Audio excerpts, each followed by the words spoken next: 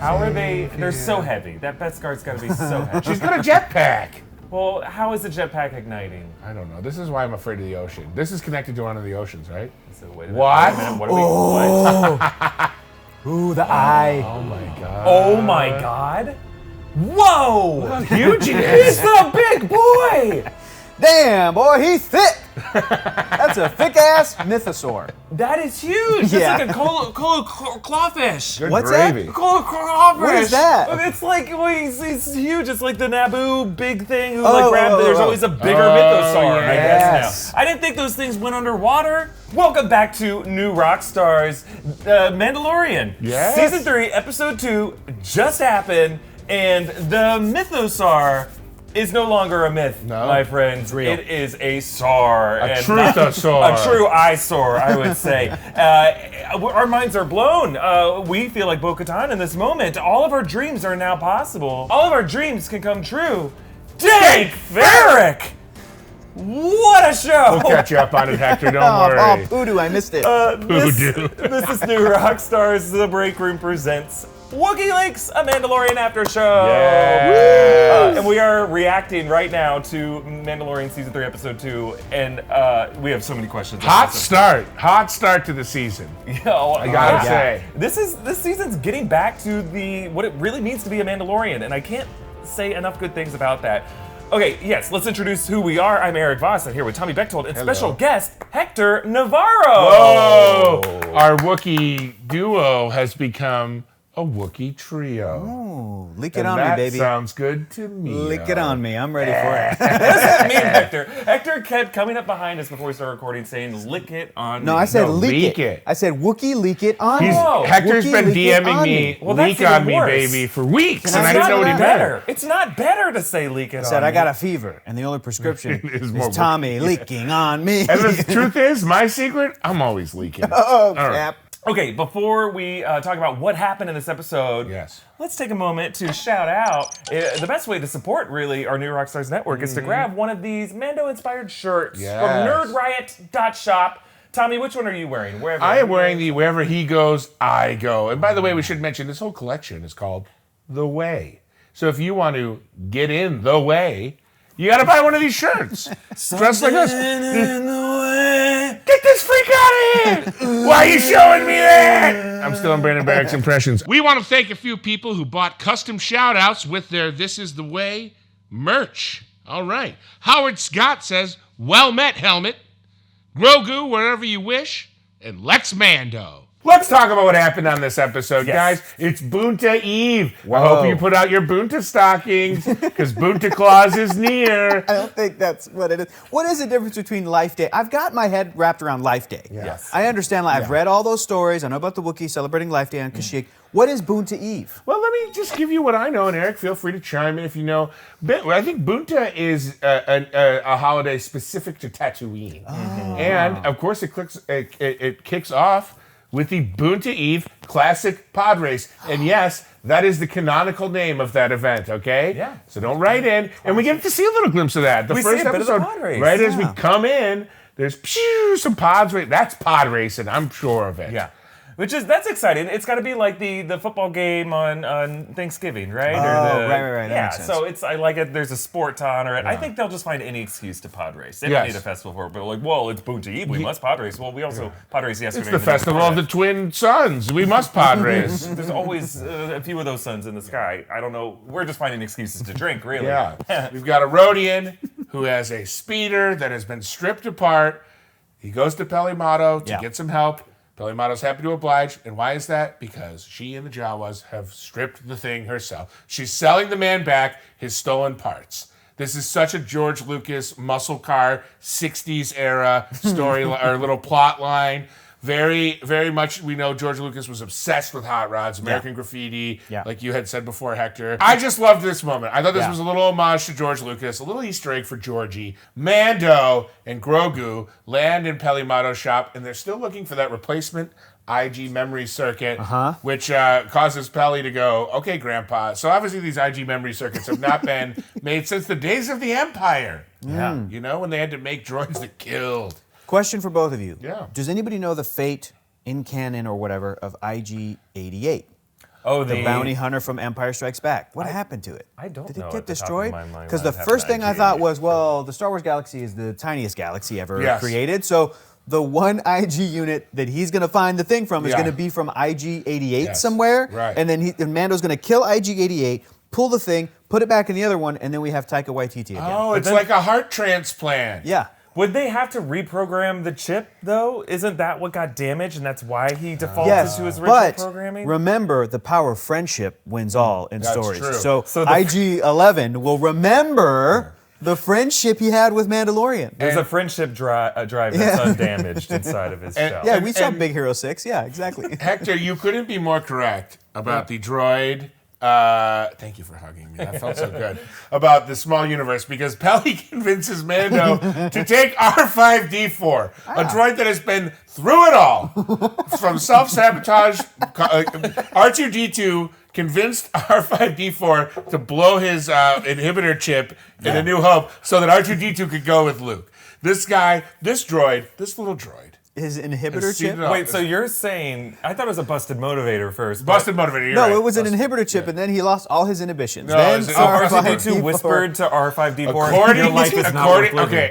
if we trust Wikipedia, I'm powered by fandom, which is when I read my oral history Written when I history. written history of R5D4, Yeah. R2D2 beeped at R5D4 and caused him to go. So there you go. The rest is history. Mando says, "Sure, it's Boot to Pod Eve. We're race. getting it for half price." That's our cold open, baby. That's not even the episode. Guess what happens in the episode? We head to Mandalore.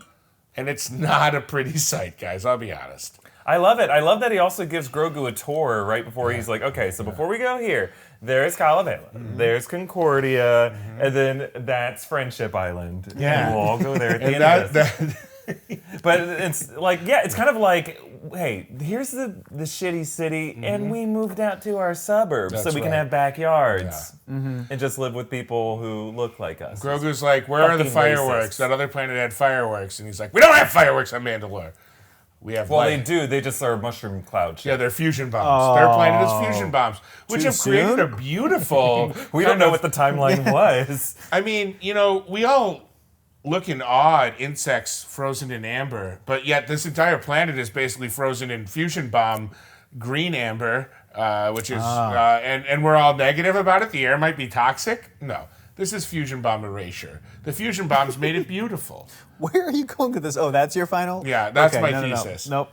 So Mando sends R5 out to get Yeah. an air sample Yeah. on the surface of Mandalore. And R5 underneath, maybe? Or Yeah, he's like, go into that crevasse, and then he's like, we can track R5 to Grogu on this little For about thing. 2 seconds. And then beep, just like every time a radar is showing a beeping thing, you know that thing's going to eventually disappear. And then either Godzilla shows up, Right. the Romulans show up. Or if you show a blank radar, you know that something's about to appear. Yes. Like, we got company. And that's what Yes. happens in everything else. Top Gun, baby. All right, now, Mando pressurizes his helmet, follows him into the cave, but he's attacked by Alamites. Hello, new friend alert, Alamites. I've got Alamite fever, and that is fatal. So Alamites, these guys are new to Star Wars, yeah, right? okay. This isn't something that we've seen before. Were they in Legends? No, I mean, I scoured the internet for any course. reference to Alamite. This is Wookieeleaks. These, to me, felt like a...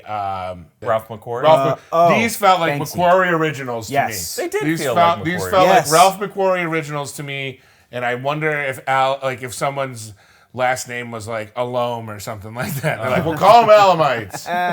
I don't know. Anyway, the air is safe to breathe. Not in this office. This office is still toxic. But on the planet, in Mandalore, the air is safe to breathe. So, rumor number one about Mandalore, debunked. A lot of rumors debunked in this episode. right, yeah. Not The cursed. air is safe to breathe, folks. Yeah. So Mando and Grogu head into the Well, Civic Center, and is there that- is no monster truck rally, which to me means it's not a true Civic Center. Is that rumor, is that like a thing that is explicitly stated, or is it like the rumor is that Mandalore is cursed, Yeah. so then therefore somebody extrapolated then, oh, it's got to be poisoned That's a from great the... point. Well, right? Mando in season 2 told Bo-Katan and Axe Woves and Casca Reeves, Yeah. like, that place is toxic. He used the term like poison or toxic. Okay. But it's interesting that there was a reversal in episode 1 of this season. He was the one telling Bo that it wasn't dangerous. Oh yeah, because as soon as it benefits his life, he's like, I'm gonna break the rules. It's all propaganda. But this is a great mirror to our society and how things work and how different like legends and myths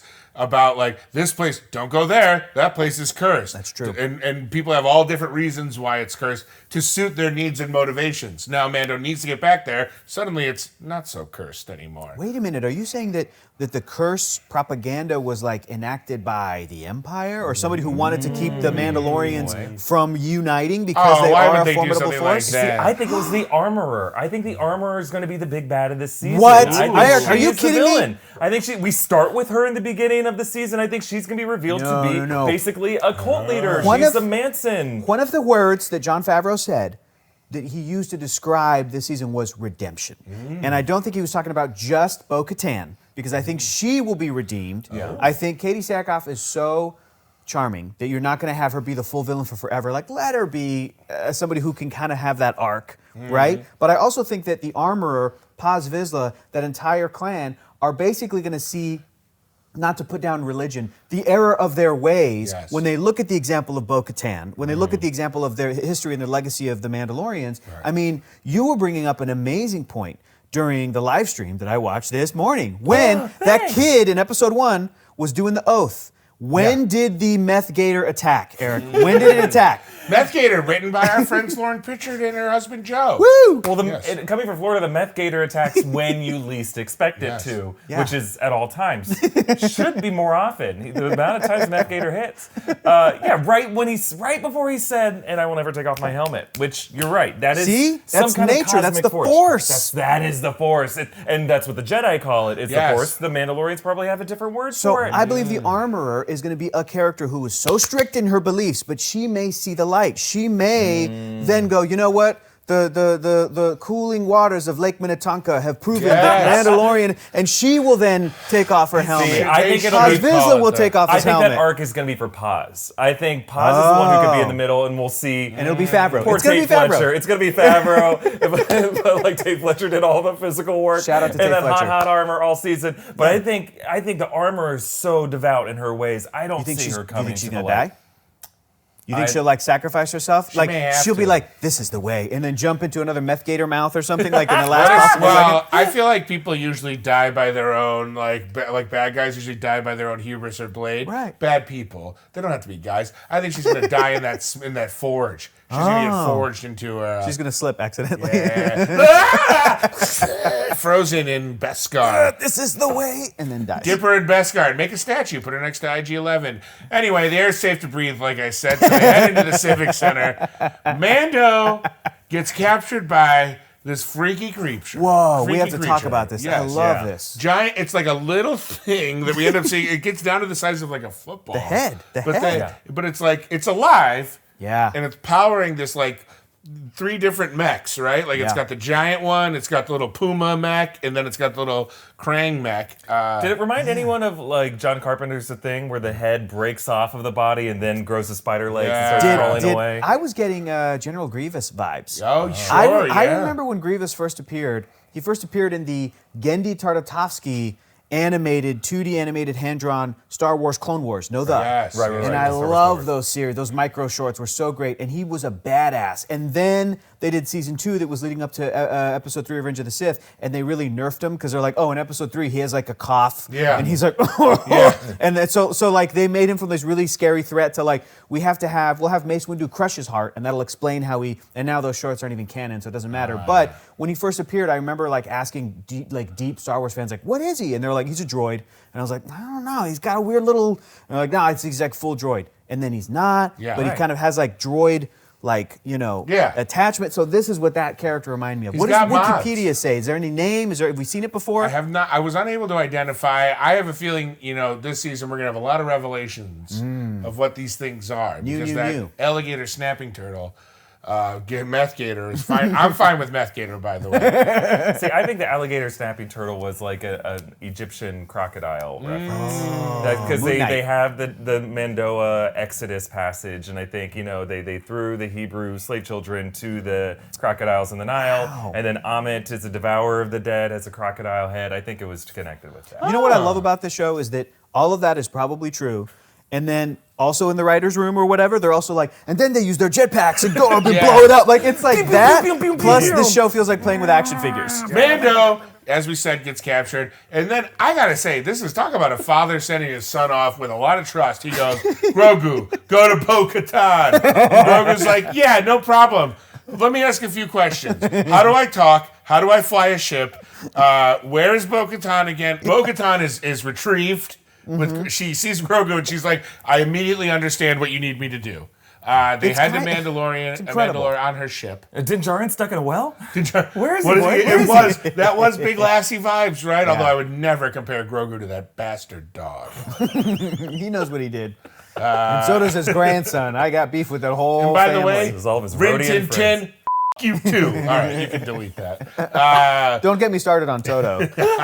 That piece of work. So Bo-Katan gets in her ship. They get back to the surface of Mandalore. The exact same spot. Coordinates are plugged in. Grogu's like, no, it's right there. Yep. Once in the Civic Center, they are once again attacked by the Alamites, which is where we actually learn their name and their origin. They used to live kind of in the outskirts of the city. I wonder, I'm curious, we'll get into this more later, like if their relationship was always so antagonistic, or maybe because they wear clothing. Mm-hmm. They have tools and weapons. They're sentient. They're an advanced culture, clearly, to some degree. It seems like they're the Tusken Raiders to the Mandalorians, right? Yeah, it does feel that way. So we got to wait for them to get redemption in like a later season. Right. Let's just. I think it's going to be Boba Fett who just goes in there and then adopts and appropriates their culture and becomes one of them.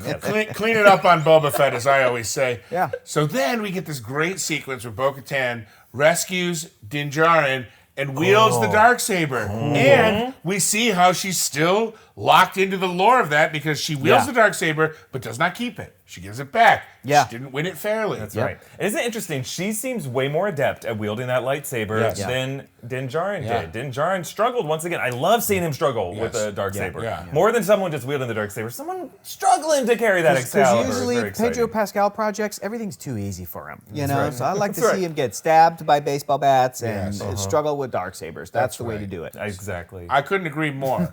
So then, finally, the moment we've been waiting for, Bo-Katan takes Din and Grogu to the mines where they find those sweet, sweet living waters and a fun commemorative plaque. Who doesn't love commemorative plaques letting you know where you are? I like that even on Mandalore, it's a little bit like a prairie museum in Kansas where, like, on this site, Abraham Lincoln gave an address. Oh, that plaque. Yeah, you're right. George Washington got tea here. That's right. Did anybody get Disneyland vibes? So I'm like, Oh, a who little wrote bit, that? Like yeah. Walt Disney and the little archway as you go You for push a all button who and they're enter like, here, be they "Welcome." Mandalorians or young at heart. Welcome to the living waters. Just ahead, you'll see a pretty big mythosaur. Mando does the old Marx Brothers thing where he takes 2 steps and then drops to the bottom of the living waters, or was pulled down. We're still debating That's such about an that. old reference, Tommy, that young people watching new Rockstars right now are going to be like, who, what, where, Yeah, how? the Marx Brothers, Marky Mark and Donnie Mark. Do you think he was swimming? Also, the Wahlbergs are not that much more recent of a reference. I know. It's still like, who? New Kids on the Block. Where are you guys at? You guys know Vanilla Ice? Call in if you do. Bo rescues him, and we're still debating the weight of these Mandalorian armor suits because that jetpack has room for 2, I guess. They're shooting on up, and on the way we get a glimpse of a aquatic mythosaur. A big one. Yeah. A big old mythosaur, and I do like Bo's reaction, even in a helmet, is like,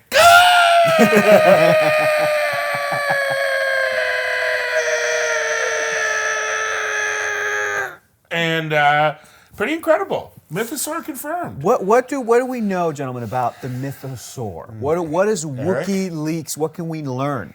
The mythos are the sacred beasts to the Watch and to all Mandalorian people. Yeah. They were untamable, considered untamable apex predators on the planet of Mandalore until Tar Vizsla. was able to tame them and ride them. And then those ancient Mandalorians following his stead were able to ride the Mandalore beasts as mounts, trusting them as one does with their horses or rancors. Yes, or rancors if you're Boba. So yeah, it's considered an untamable beast, and then they're like long gone, as many things are. But no, one has stayed. I don't know how. What is it feeding on? Like what is the ecosystem of the Mines of Mandalore? Is it just eating alamites? I don't feel like he could sustain himself on alamites, and they wouldn't go anywhere near that. I don't know. They look like good eating. Like that meat falls right off the bone. You get that slow roasted alamite at Galaxy's Edge next year. Yeah. But then there's this important kind of prophecy, right, to the Mandalorian people that the ones who foresee a returning mythosaur. Wait, I'm sorry. Say that again. We were talking earlier about the mythos, like the first Mandalorian to a mythosaur to present himself to a Mandalorian. Yeah, that will mean a rebirth of the Mandalorian people. That means a renaissance of their culture. They're coming back. That is the herald of it's time for Mandalore to get its groove back. Where's Whoopi Goldberg? We're getting it going here, guys. We're getting the gang together. So did Din Djarin also see it? I imagine yes, or was Din like knocked unconscious at the bottom of the ocean floor? See, I think he was incapacitated. Okay, so you think this is for Bo? You think Bo-Katan is going to be the leader? And I think that's why they include that line earlier of "I'll pressurize my helmet," and then after he realized that the air is clean, he depressurized his helmet.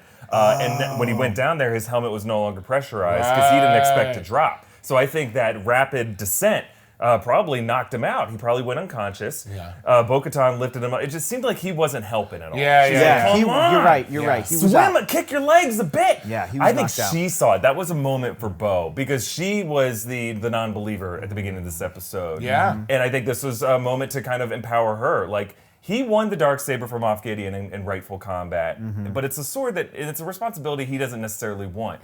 I think the fact that she's still able to wield the Darksaber successfully and see the Mythosaur, this was a hero moment for Bo-Katan. I think this was an empowering episode for her, and this is like what's going to light a spark under her ass to challenge him for the saber. We talked about R5-D4's motivator, but now the Mythosaur is Bo-Katan's motivator. Well, this is great, guys. We've jumped the gun a little bit here because that is actually our first question, guys. Oh yeah. Well, we answered it. I think we can explore it a little more. I'm comfortable. How the Fett, to do a throwback to an old Wookieeleaks call, how the Fett will seeing the Mythosaur motivate Bo-Katan's next move? Now, I theorized in last week's episode that I thought Bo-Katan was playing possum a little bit. I thought she was kind of like, my people are all gone. You should go lead them. I don't care. To kind of make Din Djarin underestimate her because eventually she's going to still try and get him to get that sword. This episode kind of made it seem like, no, she might actually really be that nihilistic up until the point where she saw the Mythosaur. We know the only way she truly believes she can earn that Darksaber back is to defeat Din Djarin in combat. Right. He can't hand it over to her. She has to believe, in her mind at least, that he's trying to win. Right? So do we think that's coming? Will she attack him unawares? Is she going to attack him and put his life in danger? And if that happens, won't Grogu just kind of like her with his force? Great question. That's what I think. Yeah, it's hard for me to imagine what Bo-Katan or Din Djarin's future will be because I think the point of the Exodus line in episode 1 is to paint these figures as the Hebrews leaving Egypt, wandering in the desert, trying to find the promised land. And the thing about that wandering is that Moses didn't survive to make it into the promised land. Whoa. And there's various interpretations over why he didn't make it, but I always grew up with the teaching that because it's like a generational thing, that we have to forgive the prior generation of their sins, of their imperfections, and that every successive generation has to get morally better and work our way towards better moral purity. And that Moses, as someone who was there during the plagues of Egypt, was not pure of heart enough to see that promised land. And so Joshua led the Hebrews into the promised land. And I think Grogu represents the Joshua, even though Grogu is a Moses figure, a bastard in a basket. I know, it's not perfect, it doesn't line up perfectly, but I think Grogu is the next generation. So I don't think Din is the Moses.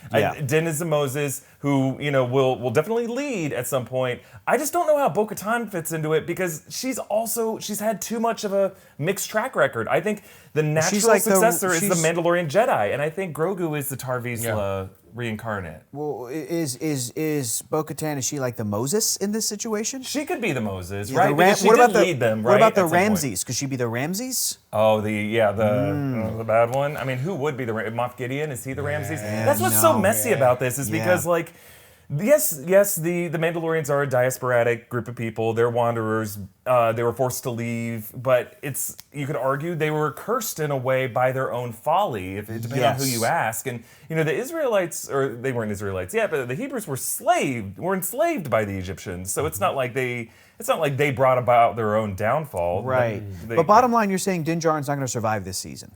I think Eric Voss says. I think he'll survive it. I just don't think he will be, by the end of the series, the one to lead the And we already know Favreau's got season 4 is writing it, right? Like he said it's either in process or finished. Yeah, but didn't he also say like he doesn't really have an end game in mind for this show? He's just going to let it keep going. Let's get into that. Is he being truthful, or is he just kind of playing his cards a little close to the vest? Oh yeah.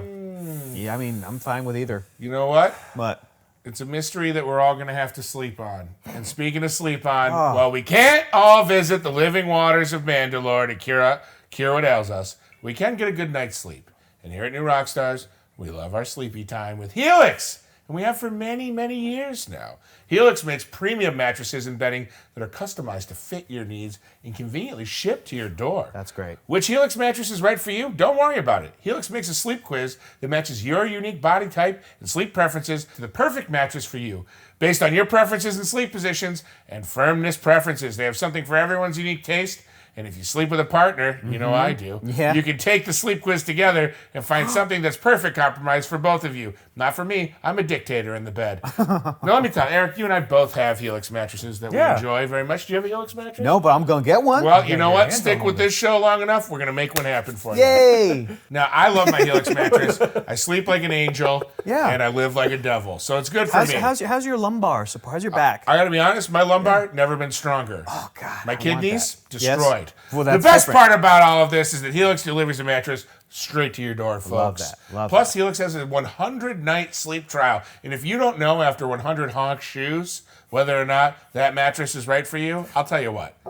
They'll give you a full refund, and you got to be a little more decisive in your life. 100? Helix mattress has a 10-year warranty. That's a decade. That's 2.5 presidential terms. That's 2 summer games, 2 winter games, and either a summer or winter games, depending on when you buy it. That's a whole DC reboot right That's there. true. That's an entire DC universe. That's a cinematic reboot planned out.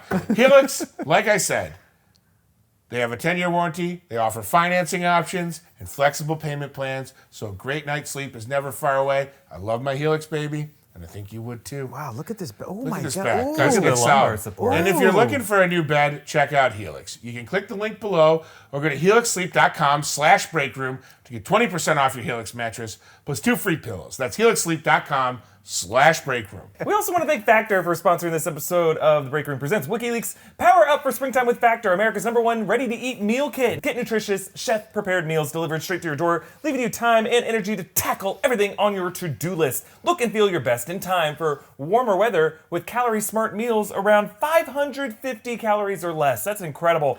Too busy to cook? Well, with Factor, skip the trip to the grocery store, skip the chopping, skip the prep, and skip the cleaning up too. Factor's fresh, never frozen meals are ready just... Wow. Factor's fresh, never frozen meals are ready in just 2 minutes, so all you gotta do is heat and enjoy. Factor has delicious flavor-packed meals to help you live the fullest. Choose from keto, vegan, and veggie, calorie smart, and protein plus options on the menu each week. Prepared by chefs and approved by dietitians, each meal has all the ingredients you need to feel satisfied all day long. With 34 chef-prepared, dietitian-approved weekly options, there's always something new to try. Enjoy meals any time of day with breakfast options like egg bites, smoothies, and more. Plus, replenish your snack supply with an assortment of 45 add-ons. Get Factor and enjoy clean eating without the hassle. Simply choose your meals, enjoy fresh, flavor-packed meals delivered right to your door, ready in just 2 minutes, no prep, no mess. Let me say something real quick here, Eric, if you don't mind. I want to give a personal anecdote about this.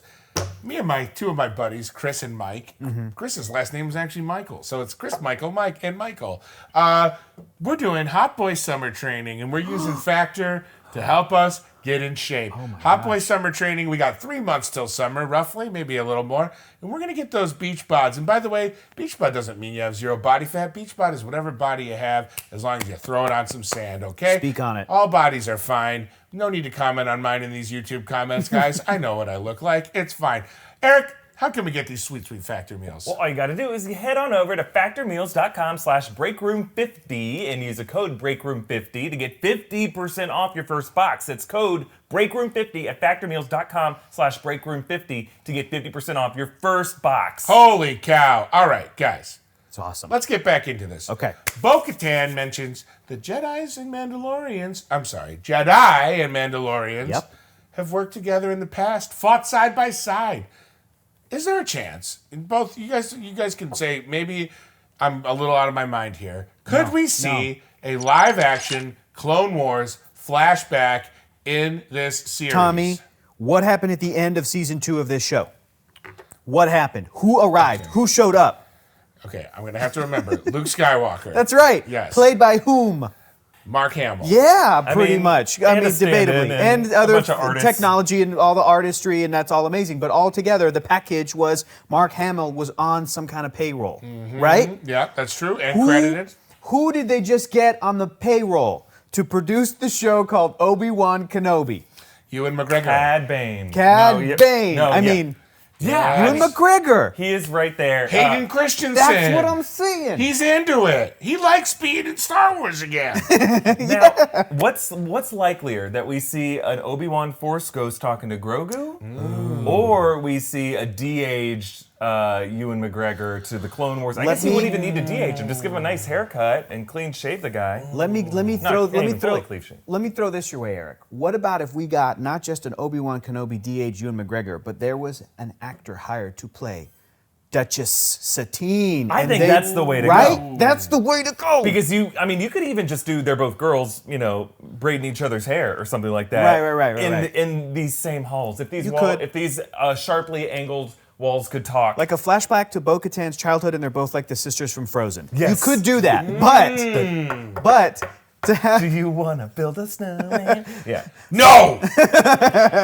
Come on, End of Satine. episode. But to have Ewan McGregor actually act opposite an actor who's portraying a character that in the Clone Wars and in the Star Wars story was a very significant relationship to one another, that could also feed into the themes of like, maybe the Mandalorian's religion isn't right about everything. The way the Jedi wasn't right about being like, you can't have attachments. It's like, even Obi-Wan had some kind of a romantic feelings and, was struggling with that I attachment. think Obi-Wan caught feelings. I can think see he that. did. I think that's a we're, great point. speaking in the Force Ghost conversation, I think we're more likely to see a name, in my mind, bigger than Luke Skywalker himself, bigger than Obi-Wan Kenobi.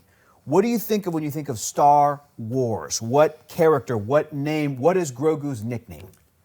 Baby Yoda. Cad Bane. I think we're going to see... You gotta close, stop. Close. One of these times it will be Cad The Bane. Socratic thing. I think we're going to see a Force Ghost, Frank Oz voiced puppet of Yoda. Oh my meeting God. and conversing with Grogu. That's got to happen at That's some point. it's gonna that's the only thing I can think of that could like top Yeah. the season 2 reveal of not Plo Koon but Luke Skywalker. Wow. Well, we know we're going to get to Yes. Order 66. That was a good, much better review. Wow, I didn't mean for this to sound sarcastic. Sorry. I was gonna say, Order 66 is, we're going to get to it at some point. I don't Yeah. know what episode, though, is going to Yeah. trigger that memory, Yeah. right? Because right now we aren't concerning ourselves with the Jedi history at all. Are you about to say what I think you're about to say? Cad Bane. No. I don't know Well, what. rule of 3, that's good. Oh, yeah. That Yoda saved Grogu. Oh! He could have. He was still getting off of Dagobah, though, at the moment. Depends how much time he needed right. to get from Dagobah. But didn't to, he go fight Palpatine in the Senate? Or is that that's That after? came after, Okay. yeah. So he met up with Obi-Wan. They went to the Jedi Temple when they got to Coruscant first. They reviewed the security tapes. Oh. And then from Saw there, the murder. Obi-Wan went to Mustafar to fight Anakin. And then, Okay.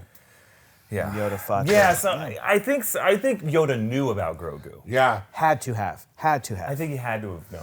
Wow, that'd be great. Well, I would love to see a Force Ghost Yoda. I would lose my mind. I would lose it. I'd simply lose it. All right. Do we think Din Djarin completed his redemption?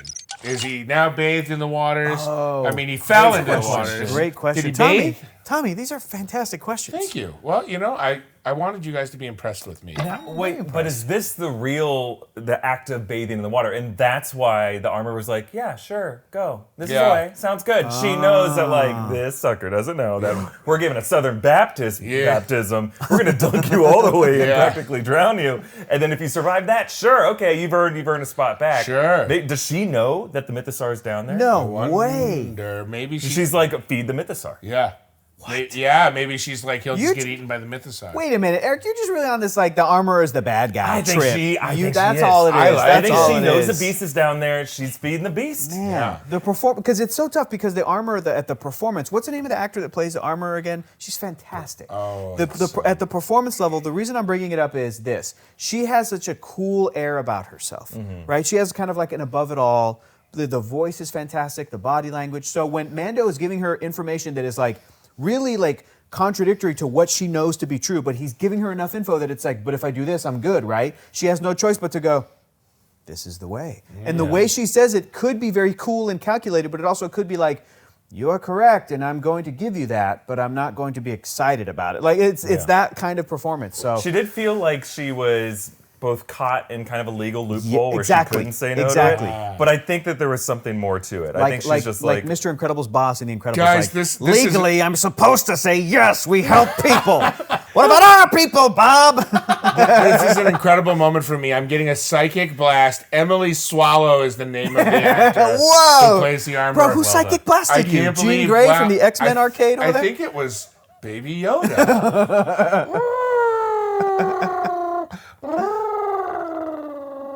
Also, I got a question for you guys. Is Baby Yoda gonna speak this season? Is Grogu gonna speak? He did say Peli, right? And he keeps like vocalizing things. I mean, she read it as Peli. I think it was like, yeah, that's what I thought it was. It's getting there. And there was a moment where it sounded like he said, in response to something Din said, that he said like, okay, and he said, ato. Yeah. And it was the cutest thing ever, and I wanted to punch my screen and eat a baby. It was so cute. Yeah. So he said, ato. I want his first words to be dad. Oh my gosh. You know? I want it to be dad. Love you, Dada. Dada. Here's the other question. Is he going to talk like Yoda or like Yaddle? Oh. Because I'm all about the Yaddle gang. Yaddle gang, rise up. Yaddle, voiced by Bryce Dallas Howard, speaks what we would consider normally, which I think is the best thing to be revealed in Star Wars in years. It's that and it's Yoda like, Yoda is just like just a weirdo. cool He was just weirdo. Because Yoda speaking the way he does, still being the smallest, still being the most powerful Jedi ever, is this great, like, it's such a leap, but I'm like, maybe if there were young kids watching Star Wars that have like trouble with speech impediments or nonverbal or processing. I'm like, here you have Yoda, a character who's literally an example of like, it doesn't matter. Like the way he communicates is so cool and unique and funny, but not what we would consider normal. Here's Yaddle. It just sounds like Bryce Dallas Howard. Here's an even further thing. We know so little about this race of aliens. They don't even have a name, right? Do you think we're going to get the name? What if it's their second language? What if English or whatever is their Basic. second language? And that's why Yaddle is way better at learning it, and Yoda is speaking it in a fragmented, misplaced words because he doesn't. He was homeschooled, and then Yaddle went to the public. Yaddle went to the or like Yaddle grew up in the Star Wars galaxy in Coruscant, like from a younger age, and Yoda's like, I didn't meet anybody until I was about 400. Is there any? And I grew up in the galaxy south. Is there and any just taught us answer to what the differently. name of Yoda and Yaddle's species is that is going to be satisfying? They're going to be like, it's called Harhu, and everyone's going to be like, this sucks. But here's the thing. How much did they workshop Baby Yoda's name? They had to have. We didn't get it until season 2, right? Yeah, that's true. Was it season 1? No, season 2 is when Ahsoka showed up. Ahsoka's the one who told them. I don't know about y'all, but like I saw people on the internet saying Yodito, all of these great nicknames. Yes. Speaking of Baby Yoda, did Grogu disappoint you? Or were you like, yeah, that's not, now I'm like used to it. Now I'm like, it fits. You know what? I think it just took a little time to get used to because of the Baby Yoda phenomenon. So do you think that when we learned that Yoda is a member of the Hahu species, the Harhus. the Harhus, we're going to be like, okay. You know what? I can't. Harhu. Haru is so stupid. Please don't make Haru trend. Favreau's like, perfect. There it is. All right. We're in post-production on the last episode, and we were just going to slip that in there. I think our Naboo N1 cruiser is about out of gas here. Why don't we land this bird, huh? Yeah, let's land this bird right on the runway. Comment down below with your favorite part of this episode and what you think that the Mythosaur moment really means with Bo-Katan. Is she activated now? Also, what's the armorer's role in all this? Did we actually hear Grogu talk? And what do you think his first word's going to be? Comment that stuff rather than other stupid bullshit. Yeah. But in the meantime, we want to thank our hosts for joining us. My Easter egg breakdown of this episode is going to be coming out very soon on this channel. Next on this channel, in between like 4 other videos about other random nonsense. But in the meantime, follow Hector at Hector is Funny. Follow Tommy at Tommy Bechtold. You can follow me at EA Voss. Be sure to subscribe to our new channel, The Deep Dive. And don't forget to go to nerdriot.shop. You can get your hands on this great merch. It's the best way to support us here at New Rockstars. Thank you all for watching. Eric, I want to do a new thing because Hector's here. Okay. Let's all say this is the way. Ready? Okay, On 3. Me too. 1, 2, 3. This is the way.